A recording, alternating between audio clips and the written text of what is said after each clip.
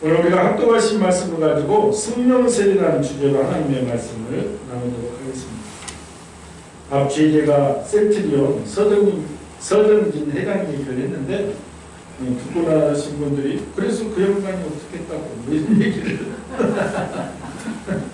목사님은 항상 목사님 정도 다 알고 있을 것 같다고 얘기를 한다 뭐 이런 소리를 제가 들어서 그 서정진 회장 얘기를 좀 세세하게 좀 하겠습니다.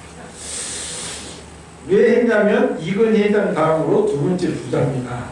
그 부자도 20년 만에 셀러리맨이었다가 20년 만에 두 번째 부자가 됩니다. 앞주에 제가 재산이 8조 6천억이라고 했는데 설교 준비하면서 보니까 그게 아니고 14조 5천억이더라고요. 100억이 많아지고 1000억이 많아지고 1조가 많아지고 그런데 14조. 우리나라 참고로 최고 부자가 아직 이건희 회장님이 돌아가셨지만 상수기한에서 16조 두 번째 부자예요. 14조. 거기다 또 뭐 다른 것도 많이 있겠죠. 그러니까 성경은 늘 개천에서 용인하는 그런 구조입니다. 그 조건은 믿음이 있느냐, 믿음대로 심느냐, 이것을 보고 하나님께서 물질도 주시겠다는 거예요. 그러니까 그릇이 안 되고 째째한 사람은 그런 돈을 그런 복을 받을 수가 없는 거지. 내가 없는 중에도. 그래서 이제 그 해당 얘기를 제가 한 것은 집이 인천에서 연탄배달하고 그래서 연탄배달 디학 저도 연탄배달 디학과를 끊었으니까 그 알죠. 그리고 이 건국대학 다니면서 저녁에는 야간 택시 기사를 하고 있습니다. 그리고 거기 이제 대우에 했는데 대우가 IMF 때 망했잖아. 그래서 자기가 다른 회사 가는 것보다는 이 바이오 쪽이 유망한 것 같다는 말만 듣고 사업을 하고. 근데 사업을 처음에 하면 이게 있어야 돼. 돈이 있어야 되는데 돈이 없잖아. 배경도 없고 백도 없는데 누가 돈을 빌려주겠어요. 그래서 명동 사치시장 가서 돈을 빌립니다. 명동 사치시장이 저도 명동에서 막 근무를 했지만 천하죠. 그런데 명동 사치시장을 하고 아무나 가면서 돈을 빌려주니까 안 빌려줘요. 아무나 가면 갚을 수 있는 거 그걸 보고 빌려주죠. 그런데 제가 이 앞주에 설교 기억이나 우리가 매덕 가치가 있다 기능으로 보면 똑똑한 한집사 51억 가치가 있다고 했잖아요. 51억. 그러니까 돈을 어떻게 빌렸냐? 신체 포기각서를 쓰고 돈을. 그러니까 내가 잘못되면 내 눈을 빼고 내 심장 빼고 빼서 팔아라. 여러분 정말 이 조폭세계나 이런 그 사치의 돈을 빌리고 못 갚는 그 심정은 먼저 말하자면 정치적으로도 북한의 그 공무원 같잖아요. 그 빚, 도박빚이 매덕이고. 저는 그 직감만 해도 왜 북한을 갔겠냐고. 걔들한테 한번 돌려갔다 오면요 살 소망이 있거든요. 나 그런 사람 몇 명 봤어요. 몇천억이라도 매덕이라도 걔들한테 한번 돌려갔다 오면 차라리 북한이 나. 그러니까 그 사람이 그러니까 이 서정민이라도 신체 포기가서 내가 돈을 못 갚을 때는 떼체해서 가져가라는 거예요. 그만큼 그 사업에 생명을 걸었어요. 생명. 그리고 정말 죽을 힘을 다해서 사업을 했다. 그리고 그는 절박하게 어려운 순간에 믿음으로 주님을 바라보며 있습니다. 그에게는 무엇보다도 예수님을 믿는 믿음이 있었습니다. 20년 만에 분당 소망교회 박선희 목사님 아드님이 목회하는 분당 소망교회 집사님입니다. 그런데 그는 늘 얘기하는 우리 어머니가 나에게 좋은 신앙의 유산을 물려줬다. 자기가 사업 시작할 때 엄마가 천일기도를 솔로몬처럼 1,000번째를 드리고 교회에 나가서 교회에 혼자 있으니까 불이 꺼진데도 불도 안 켜고 엄마가 혼자서 1,000번째를 드리고 지금도 그런 빠지지 않고 계속 기도하고 그 다음에 1,000번째가 끝나고는 신구약 성경을 필사하면서 그러니까 늘 기도하면서 그래서 구약 성경, 신약 성경 다 써서 지금 그 집의 가보가 엄마가 쓴 성경. 지금도 그는 고백합니다. 이렇게 제가 이렇게 성공할 수 있었던 것은 엄마의 기도 덕분입니다. 이런 고백을 합니다. 그리고 아버지는 청소년기에 그에게 잊혀지라는 말씀을 또 주셨는데 예수님이 네 옆에서 쳐다보고 있다고 생각하고 무슨 일이든 되어줍니다. 그러니까 예수님 보기에 떳떳하면 해라. 그러니까 무슨 결정을 할 때 예수님 앞에 서 있다고 그리고 결정을 해라. 즉 신제는 그리고 마음에 거리낌이 없다면 그 일을 실행하라. 아버지가 그 말씀을 주었는데 그 말씀도 가슴에 품고 산다는 것입니다. 그런 말씀대로 사는 것이 예수님을 믿는 것이라 생각을 하고 있습니다. 예수님의 말을 듣고 행하는 자는 그 집을 반석 위에 쓰는 사람입니다. 지금도 그는 힘들 때는 기도를 하는데 무슨 기도? 주기도문 100번, 200번 쉼없이 주님이 가르쳐준 기도이기 때문에 거기는 뭐 복을 받는다 이런 건 없지만 힘들 때는 주기도문을 100번이고 200번이고 하면서 믿음으로 돌파합니다. 늘 신앙 고백을 하고 그리고 실천의 말씀은 예수님이 천국 가라고 한 것보다도 남을 위해 살라고 더 많이 하셨기 때문에 이 말을 실천하여 자기의 이 물질이나 모든 게 어려운 자, 어려워 봤으니까 흘러가기 위해서 애쓰고 있다는 것입니다. 그러니까 예수님을 믿는 믿음이 확보할 때 주님은 역사한다. 그 믿음이 확 있어요. 그분이 신앙으로.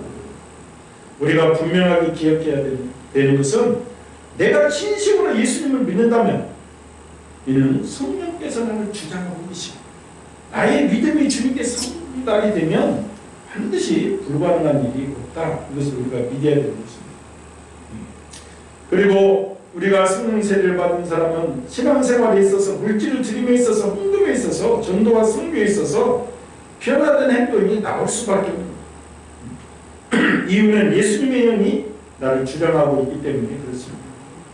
그래서 서련이 대담은 확고하게 예수님을 믿는 믿음을 가져라. 주님의 말씀이 진리의 말씀을 믿으면 불가능합니다. 20년 이 만에 그런 역사를 어떻게 하나님이 알고는 누가 하겠냐고. 그래서 지금도 개천에서 용이나 저는 우리 교회에서도 그런 역사가 있다고 소망하는 것이다. 교회가 적을 때 물권의 복을 많이 주십니다. 그걸 기억하시고 도전하시라고 말씀입니다. 그래서 우리는 성령의 권능에 힘입어 신앙생활을 해야 됩니다. 이럴 때 마지막까지 승리할 수 있는 것입니다. 바울이 3차 전도여행 시 에베소를 찾았습니다. 이곳에서 본격적으로 복음을 전하기 위해서입니다. 그런데 바울이 이전에 이곳에 와서 예수에 관한 진리를 가르친 사람이 있었습니다. 바로 아볼로입니다. 아볼로는 알렉산드리아 출신 유대인으로 성경에 능통했고 예수에 관한 말씀을 배우고 이것을 가르쳤습니다. 얼마나 열심히 갔는지 이번 그 에베소까지 와서 말씀을 가르친 것이죠. 1절에 보면 또 고린도까지 갔다고 기록하고 있습니다. 이 아볼로의 전도 사역으로 에베소에 믿는 사람들이 생기고 예수님을 믿는 사람. 바울이 에베소에 와서 저들을 만나게 되었습니다. 그런데 바울이 저들을 만나보니 문제가 있습니다. 예수님을 잘 믿고 고백하는데 성령을 모른다는 거예요. 성령에 대해서 들어본 일도 없다는 거예요. 그래서 저들에게 예수의 이름으로 세례를 베풀고 안수하니 성령이 임한 것입니다. 그렇습니다. 하나님을 믿는 우리는 사는 것이 우리 힘이 아닙니다. 모든 것을 주님께서 공급해 주신다는 믿음이 있어야 됩니다. 그래서 사도 바울의 고백은 내가 사나 죽으나 주님의 것이다. 이런 고백을 하는 것입니다. 이런 고백도 성령님이 주관해 주셔야 가능합니다. 성령 세례의 중요성은 구약 요엘서의 예언을 끄집어내지 않아도 주님의 초림의 길에 대한 세례 요한이 이미 말했잖아요.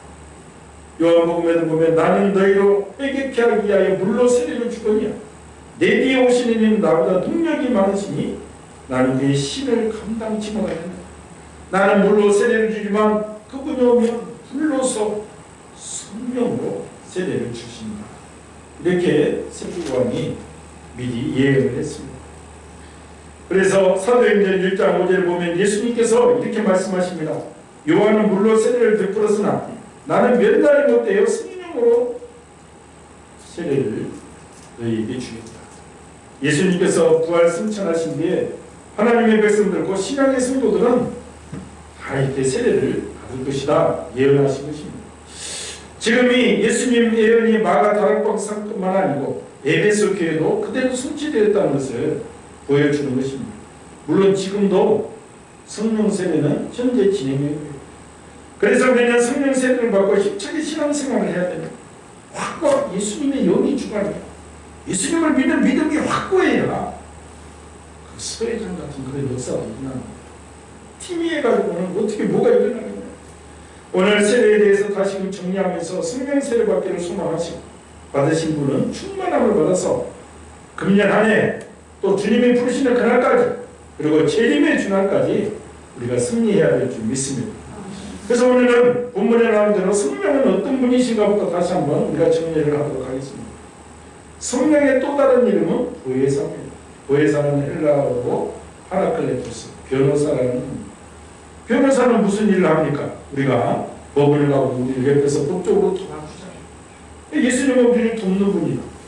그러니까 예수님께서 육으로 이 땅에 계시면 너희에게 유익이 없다. 예수님이 말했잖아요. 예수님이 육으로 계시면 갈릴리나 나사렛이나 베들레헴 한 곳에 계셔야 되지만 영으로 계시기 때문에 오대한 육대주에 편만하게 예수님을 믿는 자들 위해 주님이 임재해 계십니다. 이유는 육신을 떠나서 영으로 오셔야 어느 곳 누구에게나 함께 할 수 있기 때문에 또 예수님의 이 성령의 영은 또 진리의 영이라는 것. 첫 번째는 또 다른 이름은 보혜사이고 두 번째는 진리의 영. 진리의 영이라는 것은 이 세상은 그를 받지 못한다는 것입니다. 거짓되고 부패한 심령은 예수님을 영접할 수가 없는 예수님을 믿는 믿음 안에서 십자가의 보혈의 능력으로 우리를 씻은 심령만이 하나님의 영이가 나타나고 있습니다. 오직 보혈의 능력으로 정결된 심령들이 받게 되는 것이 바로 성령입니다. 성령이 우리 심령 가운데 내주하게 되면 우리 걸음을 주관을 합니다. 하나님의 말씀들이 깨달아지고 그 말씀에 순종할 수가 있고 하나님의 영이 임하면 성경을 읽게 되는 것이고 읽어도 그것이 깨닫는 또 지혜가 나옵니다. 그래서 읽고 꿀송이같이 달다 이런 표현을 많은 사람들이 쓰는데 바로 그거 또 성경을 읽다가 성령 세례를 경험하기도 하는 것입니다. 또 성령은 기도의 영입니다. 이와 같이 성령도 우리 연약함을 도우시나요? 로마서 말씀인데 우리 연약함은 마땅히 빛발나게 못한다는 것입니다. 우리가 다르게 기도를 하지만 기도도 우리가 우선순위가 자기 입장에서 생각하는 것이지 그걸 잘 모른다는 우리 인간. 그래서 나 자신 이주로 기도하는 사람들도 있습니다. 눈에 보이는 대로 기도하기도 합니다. 이런 우리를 보시고 성령은 우리를 도우셔서 우리를 위해서 친히 기도해 주시는 강구의 기도의 영입니다. 성령은 예수님께서 아버지께로 가시면서 보내주시기로 약속한 또 다른 보혜사입니다. 그 성령은 우리를 모든 진리 가운데로 인도하는 진리의 영이시며 우리를 위해 친히 강구하여 주시는 기도의 영이 됩니다. 오늘 본문의 성령 세례를 받았다는 것입니다. 그래서 세례는 우리가 알다시피 물세례와 성령 세례가 있습니다. 요한은 물로서 세례를 베푼다고 나와 있습니다. 그러나 예수님은 성령으로 세례를 주실 것이라고 말씀하고 있습니다. 그러므로 세례에는 성령 세례와 물 세례가 있습니다. 우리가 다 알 수가 있죠. 또 물 세례는 누가 받느냐? 예수님을 나의 주님으로 고백한 사람이 받는 것이 바로 물 세례입니다. 그래서 우리도 옥상에서도 우리가 침례할 때 예수님을 구주로 고백합니다. 앞으로 성도가 되면 성도의 의무를 다하겠느냐? 물질의 의무도 다하겠느냐? 그러니까 서약을 하는 것이. 그러니까 물세례는 예수님이 하나님의 아들 그리스도이신 것을 믿고 그 예수님을 주로 고백한 자들이 받습니다. 그러면 우리는 어떻게 예수님을 주로 고백할 수 있습니까? 예수를 주로 고백하는 것은 우리의 지혜나 힘으로 되지 않습니다. 오직 하나님의 은혜의 역사, 오직 성령님으로 가능합니다. 여기서 장로교와 순복음이 나눠집니다. 장로교는 성령의 힘으로 예수님을 고백함으로 이미 성령을 받았다는 것입니다. 순복음은 무슨 소리냐? 성령의 힘으로 예수님을 나의 주로 고백하지만 성령 세례는 별도라는 것입니다. 그래서 이 교리적인 차원이 있죠. 어찌되었든 말씀대로 하면 예수님을 나의 주님으로 고백하는 것도 성령의 힘이 아니고는 절대로 이루어질 수 없다. 이것이 고린도전서 12장 3절에 보면 또 성령으로 아니하고는 누구든지 예수를 주시라 할 수 없는 이 말씀을 가지고 장로교는 성령 세례를 받는지다. 내가 예수님을 주님으로 고백하면 순복음은 아니다. 그것은 맞다. 성령으로 예수님을 주로 고백하지만 성령 세례는 별도로 가는 것이다. 이게 나은 거죠. 근데 저의 경우는 그래서 순복음 목사예요. 정말 처음에 교회 가서 예수님은 주님이 아시오, 주님이 아시오. 그거 안 된. 하나님께서 주관해 주셔야 나의 주님이시오, 나의 하나님이십니다. 고백합니다. 그거 나를 또 성령세를. 어쨌든 이걸 그렇게 따질 것은 아니지만 우리나라에 그런 우리가 순복음 순도기 때문에 그렇게 나누어진다. 이것도 알고 있습니다. 그러니까 성령을 받는 것이 성령 세례입니다. 아버지의 약속하신 것 곧 성령을 말합니다. 그 성령 받는 것이 성령 세례. 물 세례와 성령 세례는 엄연히 구분이 됩니다. 대부분 물 세례 후에 성령 세례를 받는 것이 대부분 많지만 꼭 그렇지도 않습니다. 물 세례를 받지 않았음에도 성령 세례가 먼저 임하는 경우도 있습니다. 바로 성경에도 나와요. 고넬료 집에 모인 사람들은 성령 세례를 먼저 받고 나중에 물 세례를 받았어요. 대부분은 거꾸로지만 이런 경우도 있다. 우리가 알아야 할 것은 세례에는 물 세례와 성령 세례가 있음을 알아야 됩니다. 그리고 이것은 서로 다른 사건입니다. 성령 세례 그러면 우리가 잘 아는 표적이 있다. 그런데 성령 세례 성경에 보면 반드시 성령 세례에는 표적이 있답니다. 저는 그리스도이시여 살아계신 하나님의 아들이십니다 하고 고백한 사람에게는 성부와 성자와 성령의 이름으로 물세례를 줍니다. 그렇다면 아버지께서 주시리라고 약속하신 성령으로 세례받을 때는 어떤 일이 날까? 성령 세례 표적은 무엇일까? 사도행전 2장 33절에 보면 하나님이 오른손으로 예수를 높이시며 그가 약속하신 성령을 아버지께 받아서 너희가 보고 듣는 이것을 부어주셨느니라. 이 말씀을 보면 성령을 받으면 보고 듣는 어떤 현상이 나타난다는, 다른 사람이 봐도 제가 성령 받았구나, 저렇게 열심히 저렇게 말씀을 저렇게 이 눈으로 드러난다. 그래서 마가다락방 사도행전 2장 4절 또 12절 13절에 보면 성령이 임하면 성령이 말하게 하심을 따라 방언으로 말합니다. 이것이 성령세례 표적 가운데 듣는 것입니다. 또 성령이 임하면 술에 취한 듯한 행동을 할 수 있는데 이것이 성령세례 표적 가운데 보는 것. 그러니까 듣고 보는 현상이 나타난다. 그런데 사도행전 8장 보면 사마리아 성도들이 받는 게 나옵니다. 사마리아 성도들이 성령 받은 것을 보고 돈을 주어서 그 권능을 사려고 나술사 시몬의 행동을 통해서 성령을 받으면 눈에 보이는 어떤 현상이 있음을 알 수가 있어요. 구체적으로 나오지 않았지만 예수님의 제자들이 사마리아 성에 가서 그 사람들 안수해서 성령 세례가 임하니까 그 사람들이 무슨 행동을 하니까 마술사 시몬이 마술로서 사람을 속이고 오는 사람이 야 이것보다 그게 날 거구나. 그래서 제자들한테 와서 돈을 얼마를 드려야 제가 저것을 받을 수 있습니까? 이렇게 얘기하죠. 그러니까 예수님을 믿지 않은 사람이 봐도 성령 세례를 받으면 뭔가 무슨 표적 보고 듣는 것이 있다. 고넬료 가정에 베드로와 함께 온 할례받은 신자들이 그곳에 모인 이방인들이 방언을 말하며 하나님의 높임을 듣고 하나님께서 그들에게 성령 부어주시면 압니다. 고넬료 가정에는 사람들이 모았다고 베드로 사도를 초청해서 말씀을 듣는 성령 세례가 있었어요. 물세례도 받지 않는 사람, 그리고 나중에 거꾸로 물세례를 받는 사람. 에베소 오늘 본문입니다. 에베소 오늘 19장에 에베소 제자들에게 임하였을 때 그들이 방언도 말하고 예언도 했습니다. 그러니까 성경에 성령 세례 표적으로 가장 많이 나온 것은 방언. 그래서 우리 순복음은 성령 세례 표적으로 방언을 말하고, 그리고 방언이란 언어를 말하고 또 하나는 하나님과 비밀이 교통하는 언어입니다. 이 방언은 우리 영으로 하나님께 비밀을 말하는 것이므로 알아듣는 자가 없고 기도할 때 방언으로 기도하고 마음으로 기도하면 우리 신앙에 큰 유익이 있다. 그 다음에 다른 사람이 뚜렷하게 구별할 수 있는 무슨 행동이 나온다. 아마 권능이든지 예언의 능력이든지 은사의 구별이든지 성령 세례를 받으면 그런 은사를 받는다. 분명한 것은 성령 받은 성도는 다르다는 것입니다. 신적인 능력이 있다는 것, 행동이 변화가 된다는 것.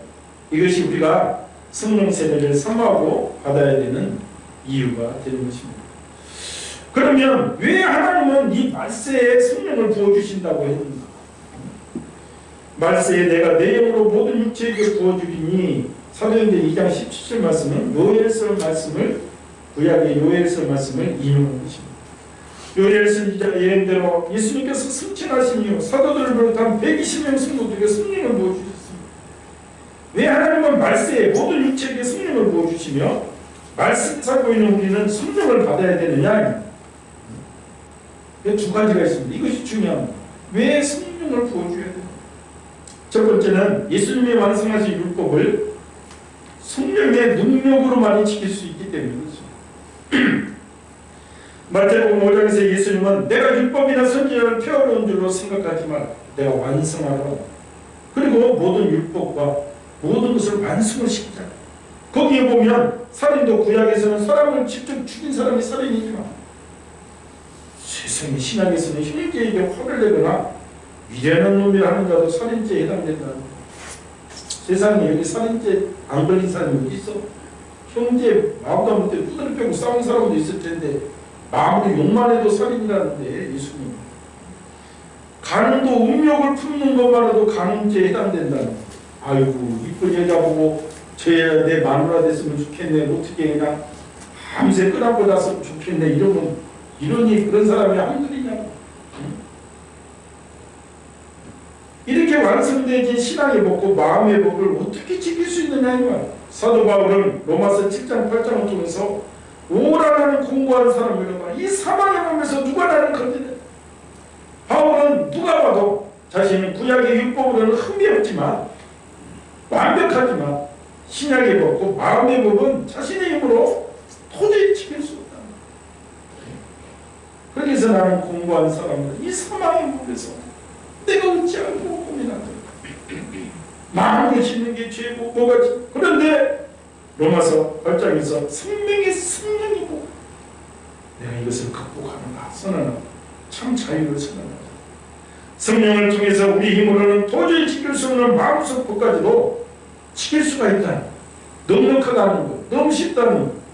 이는 구약시대 에스겔 선지자 중에서 이미 예언이 됩니다. 너희들이 성령의 본능의 힘을 입으면 아무것도 아니다.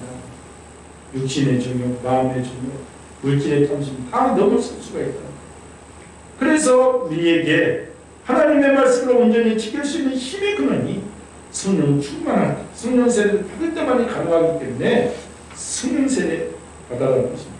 두 번째는 환난의 때에 주님의 이름을 시인할 수 있게 하시기 위함입니다. 예수님은 내가 다시 올 때 너희에게 믿음을 보겠느냐 말씀하셨습니다. 계시록 예언대로 주님은 다시 오십니다. 그런데 다시 오시기 전에 이 세상은 극심한 혼란이 임한다고 우리가 계시록 말씀에 예언이 되어 있습니다. 구체적으로 예수님을 믿는 것 때문에 세상에서 욕을 먹을 것이다. 세상이 교회를 손가락을 쓸 것이다. 그러니까 말세에는 예수님을 믿지 않는 사람들은 교회를 신나게 욕을 한다는 것입니다. 그리고 거짓 선지자들이 일어나 너희를 미혹한다는 것. 얼마나 지금도 우리나라도 거짓 선지자들이 많습니다. 계시록 보면 17장 이런데 음녀, 거짓 선지자 저 그리스도가 크게 두 가지입니다. 짐승 하나의 큰 예수님을 대적하는 세력이고 그게 한 국가의 통치자로 선 것이고 하나는 그 사람들에게 부합하는 주의 종들이죠. 거짓 선지자. 하나님을 예배하는 것이 아니라 그 사람에게 예배하는 세상의 땅이에요. 그래서 거짓 선지자는 땅에 나오는 거예요. 땅에 자꾸 소망을 주게 하는 거예요. 이 세상에 잘 살고 우리 세상에 정말 영화롭고 이런 게 자꾸 성도들에게 소망을 주게 하면 그것이 거짓 선지자예요. 다른 것이 거짓 선지자가 인간을 보기에는 저쪽 땅에 죽고 세상의 명예 자녀가 잘 되고 그러나 우리는 나그네 우리 본향 싸움에 정말 천국에 소망을 갖게 만들어야지 주의 종이 그게 간단히 말하는 거짓 선지자와 참 선지자의 구분점이 됩니다. 그래서 거짓 선지자들을 미혹한다. 장차 형제가 형제를 자식이 자식 아버지를 대적하여 죽게 한다. 자연계에도 엄청난 재앙이 쏟아집니다. 땅, 바다, 강, 해달, 별 그리고 핵전쟁으로 사람들이 일순간에 3분의 1이 죽는 그런 엄청난 환란이 너에게 닥칠 것이다. 이 세상 통치자 저 그리스도 짐승이 마귀에게 권세를 받아서 42달 동안 극심한 고통을 겪을 것이다. 그리고 마침내 그가 하나님이라고 선포하고 거짓 선지자들은 그를 경배하게 할 것이다. 그리고 짐승의 우상에게 경배하지 않는다는 죽입니다. 이마에나 손에 표를 받지 않는 자는 매매도 못하게 합니다. 먹고 사는 것도 힘들게 합니다. 이러한 극심한 환난 위에 예수님께서 재림하신다는 이때 누가 구원을 받을 수 있느냐? 끝까지 견디는 자가 구원을 받는다고 성경에 나와 있는데 지금 그 환란을 우리가 생각해 보면 우리 인간의 힘으로는 도저히 감당할 수가 없는. 우리가 순교도 아무나 순교하는 게 아니라 그랬잖아요. 순교에 여기 부어져야 합니다. 예를 들어서 우리 주기철 목사님이 제가 늘 예를 들지만 순교하잖아요. 모디를 걸어가잖아요. 인간의 못이 쭉 들어서 그 발을 빼서 또 못을 받고 이게 인간의 힘으로 가능하겠냐? 성령께서 붙잡아 주셔야 순교도 할 수 있는. 그래서 순교자 여러분은 성경에 보면 특별히 천년왕국에 예수님과 같이 왕국하는 권세가 예비되어 있는 거. 그래서 지금도 우지에 가서 내가 예수님을 위해서 순교하고 그런 것이 그 약속의 말씀이기 때문에 그렇게 나오는 것이. 그러니까 우리가 끝까지 견디는 자, 우리의 의지와 노력만으로 그 환란을 끝까지 견딜 수 있느냐? 예수 믿으면 죽이는 사람 앞에서 주님의 이름을 끝까지 시인해야 구원을 얻을 수 있습니다. 그렇다면 이것을 시인할 수 있는 힘이 어디서 나오냐 이 말. 이게 우리가 마태복음에 보면 성경에 답이 있습니다. 너희들이 나로 말미암아 충독과 임금들 앞으로 끌려갈 때 너희가 무엇을 말할까 염려하지 말라. 그때 너희에게 할 말을 주시리. 너희 속에서 말씀하시느니 곧 너희의 아버지의 성령이시니. 마가복음에도 누가복음 우리가 환란을 이길 수 있고 끝까지 예수님이 이 땅에 오실 때도 내가 너에게 믿음을 보겠느냐. 얼마나 힘든 이 세상에 믿음을 지키고 살 자가 있겠냐. 우리 힘이 아니라 성령세 충만해야 우리가 믿음을 지킬 수 있다. 이게 지금 현상 우리가 말세를 보잖아요. 지금 더욱더 말세로 가잖아요. 더욱더 예수님을 대적하는 세대들이 많잖아요. 교회에서 코로나19가 끊이지 않고 나오고 있고 세상은 교회를 보고 어떤 교회는 밥을 먹지 말라고 하는데도 일부러도 모이지 말라고 하는데도 일부러도 막 모이고 그리고 막 부산 손현보 목사님 그 중심으로 500개 교회가 행정소송 종교자유를 침해하지 말라는 것입니다. 왜 교회는 코로나 확진자가 나오면 2주간 폐쇄를 하고 식당은 2시간 후에 영업을 합니까? 천천히 왜 다른 사람 돌아다니다 교회만 왔다고 하면 교회반이라고 얘기를 하며 왜 교회를 핍박하냐는 것이죠. 그 사람들 주장은 그들이 우리보다 부족해서 그런 것이 아니고 무식해서 그런 것이 아니라 이건 종말의 한 징조입니다. 그러니까 이것이 만약 종교 탄압의 서막이라면 이 정도에서 우리가 교회 문을 닫아야 되느냐. 이게 만약 종교 이 통제의 지금 서막이라면 우리 성도들이 이 정도에서 쉽게 예배 안 하고 집에서 앉아있고 이래야 되느냐. 그러니까 그게 보는 것이죠. 좀 더 전투적으로 나가야 된다. 그러니 세상 사람들은 도무지 이해할 수 없는 미친 집단이다. 이거. 욕만 찢어지는 거야. 교회에 대해서.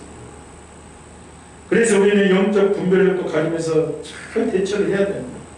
그리고 예배드리기 위해서 최선을 다해야 됩니다. 어차피 말세에는 세상 사람들로부터는 엄청 욕을 먹는다고 나와요. 물론 이웃을 사랑하는 마음을 가지고 전염병으로부터 안전하게 할 책임이 우리에게 있습니다. 사회의 빛과 소금의 역할을 할 책임이 그리고 노력해야 됩니다. 그러니까 지금 많은 교회들이 그런 사회적 책임, 전염병에서 우리의 나갈 바를 알기 때문에 이렇게 가고 있는 것이 온라인으로 예배드리고 이렇게 갑니다. 그러나 일부에서 그렇게 한다고 해서 우리가 그 사람들이 그런 게 아니라 그 사람들은 그 중간에 그렇게 했고 우리는 어떤 환란이 와도 나중에 정말 예수님을 신하면 죽이는 환란이 와도 우리는 예배를 멈추지 않겠다. 이게 주연이 되고 있는 우리가 교회는 종말의 현상과 맞닿아 있기 때문에 문을 닫는 것에 교회는 항상 예민할 수밖에 없다는 것을 우리가 잘 알고 있어야 됩니다. 우리 성도들 자신도 지금 이 교회의 핍박이 심하냐면 그리고 앞으로 예배 드릴 수 없는 상황이 온다면 내가 지금은 교회 안 나오신 분들도 한번 생각해 봐야 돼요. 내가 지금은 전염병이고 내가 솔선수범하지 나오지 마. 이게 만약에 그 소말이고 그렇다면 내가 정말 내 믿음을 위해서 나올 수 있는가? 그런 믿음을 동시에 점검을 해봐야 돼요. 지금 내가 이웃을 위하고 국가를 위해서 참지만 이게 저 사람들이 말하는 대로 그 성막이라면 내가 머리가 깨지더라도 예배를 서술할 수 있는 이런 게 내 안에 있느냐 이 말. 우리가 성령을 받아야 하는 이유는 예수님께서 완성하는 신앙의 법, 그 마음의 법을 지키기 위함입니다. 그리고 다가올 엄청난 환난을 이길 수 있는 힘은 오직 성령밖에 없기 때문임을 우리가 명심해야 될 줄 믿습니다. 제가 늘 얘기하잖아. 무당도 강신무가 있고 세습무가 있습니다.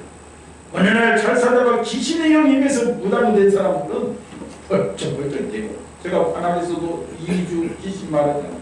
무슨 목사들은 나한테 와서 공부를 해서 목사가 됩니까?